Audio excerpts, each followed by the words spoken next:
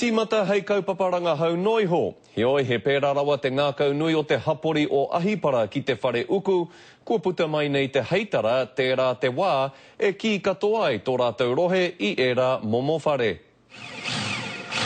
Ka tahi te hapori hīkaka ko tēnei kia paruparu o rātou ringa. They've heard it by word of mouth and they said, we heard you doing something, we're coming up to check it out, and it's just been growing.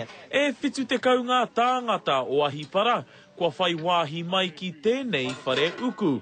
I tīmata mai I roto I ngā rangahau a te whare wānanga o Tāmaki Makaurau, a kua whāia hei kāinga rua mo te iwi. He iwi pōhara tātou, kare e taia te whiwhi mone mai te pēke, ka noho tātou ki roto I ngā whare horikau he pai te āhua.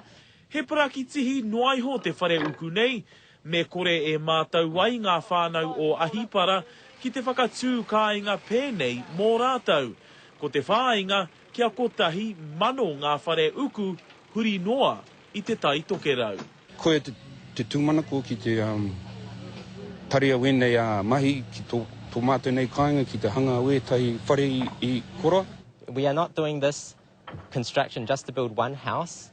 We want to teach people how to build on their own papakainga, to be able to build and be self-sufficient on their land. Mā koe mea atu ki a tātou nei whānau, pena ka mahi tahi, ka tai e tātou katoa te hanga wenei whare. A te pēpuere ka whakatūria te whare uku tūturu tuatahi ki roto o Ahipara.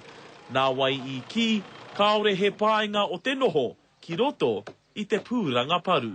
Ki Ingi Kiriona, Te Karere.